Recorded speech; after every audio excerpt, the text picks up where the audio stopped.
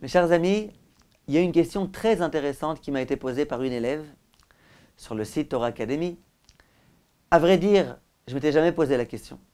Et je suis sûr que beaucoup d'entre vous ne se sont jamais posé la question. Mais c'est une question très intéressante. Et si la réponse à cette question va être non, vous allez voir comment tous les donateurs vont être extrêmement embêtés. Quelle est la question? Vous savez qu'il y a un concept qui s'appelle donner des reçus SERFA. Quelqu'un me fait un don, mon association lui donne un reçu SERFA, et grâce à ce reçu SERFA, cette personne-là va pouvoir payer moins d'impôts. Ça veut dire quoi? La personne devait dans tous les cas payer tant et tant d'impôts. Donc c'est une somme qu'elle devait payer. Maintenant, elle a donné son maaser à une yeshiva. La yeshiva lui a écrit un reçu SERFA, et maintenant, grâce au fait qu'elle ait donné de l'argent à la yeshiva, elle va avoir besoin de payer moins d'impôts. Question: est-ce que je considère que cet argent-là qui a été donné au maaser, c'est vraiment de l'argent de maaser ou pas? Alors d'une part, on peut dire oui. Moi, j'ai donné mon maaser, j'ai donné mon dixième. Maintenant, si jamais j'ai pas besoin de payer d'impôts, j'ai pas besoin de payer, tant mieux. Moi, j'ai donné mon maaser. Ou d'autre part, on peut dire c'est pareil, tu as donné ton maaser. Il y avait une somme que tu devais de toutes les façons donner. Ça veut dire que dans ton portefeuille, tu n'avais pas 10 000 euros. Tu avais 10 000 euros moins les 1 000 euros que tu devais donner aux impôts. Donc tu n'avais que 9 000. Moi, toi, tu dis, au lieu de donner cet argent-là aux impôts, je le donne au maaser. D'accord, mais une seconde. Les impôts, de toutes les façons, tu aurais dû les donner. Si tu n'avais pas donné, tu aurais eu les huissiers qui seraient venus les chercher. Donc d'une certaine façon, c'est une somme que de toutes les façons, tu devais donner. Toi, ton maaser, on te demande de le donner d'un argent que tu n'étais pas obligé de donner d'après la loi. Vous comprenez la problématique, mes chers amis? Et vous êtes d'accord que c'est de cette façon-là, en général, qu'on procède.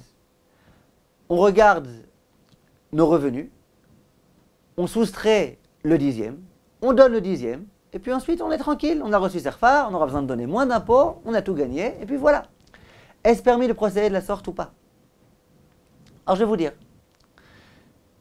Je suis adressé au Rav Moshe Sternbuch, et il s'est vraiment posé la question. Il dit, je ne sais pas, je ne peux pas répondre comme ça sur le pied levé, il faut vraiment bien réfléchir, on pourrait dire que oui, on pourrait dire que non.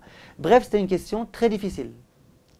J'ai parlé à d'autres grands Talmidei Chachamim qui ont très bien compris la question et qui se sont dit que ce n'est pas évident qu'on pouvait autoriser. J'ai téléphoné au Rav Asher Weiss, dont vous avez sûrement entendu parler, un très grand Rav d'Eretz Israël. Lui, il m'a dit, moi je pense que c'est tout à fait autorisé. Pourquoi? Lui, il dit, moi je considère que j'ai donné mon maaser. Mon maaser, je l'ai donné. Maintenant, le gouvernement dans lequel je me trouve, lui, il est d'accord que si je suis un homme qui donne de la tzedaka, que je dois payer moins d'impôts. Mais moi, mon maaser, je l'ai donné en tant que maaser. Ça veut dire, au moment où j'ai donné mon maaser, c'est pas que de toutes les façons je devais jeter de l'argent à la poubelle en le donnant aux impôts, j'ai préféré le donner à une yeshiva. C'est pas ça. Moi, j'ai donné mon maaser parce que je l'ai donné. Maintenant, le pays dans lequel je me trouve, il me dit, voilà, nous sommes des altruistes, nous voulons que vous vous habituiez à donner de l'argent. Et donc, si vous donnez de l'argent, il y a moins d'impôts. C'est-à-dire que d'une certaine façon, il y a des impôts pour les gens qui ne donnent pas de tzedaka. Ceux qui donnent de la tzedaka, ils ont moins d'impôts à payer. C'est comme ça que le Rav Asher Weiss a considéré la chose. En cherchant bien dans les Sfarim, j'ai vu que le Minchat Yitzhak et le Emet le Yaakov, tous deux ont écrit exactement cette chose-là. Ils disent que ce que j'ai donné, j'ai donné. Si ensuite le gouvernement veut d'une certaine façon me dispenser d'impôts, eh bien c'est une dispense. J'ai une dispense. Moi j'ai donné mon maaser, maintenant j'ai une dispense. Ou si vous voulez appeler ça autrement, je vais avoir un profit indirect. Du fait que j'ai donné mon maaser, j'ai un profit indirect, c'est que j'ai besoin de payer moins d'impôts. On a dit les cours précédents qu'un profit indirect, qui s'appelait dans la halacha une tovatana, ça c'est autorisé. Donc vous pouvez être rassurés, il y a des très grands rabbanim qui disent qu'on peut tout à fait donner de l'argent du maaser, bien qu'ensuite, grâce à cet argent-là qu'on a donné au maaser, on pourra payer moins d'impôts. Kol tov, mes chers amis, et à bientôt.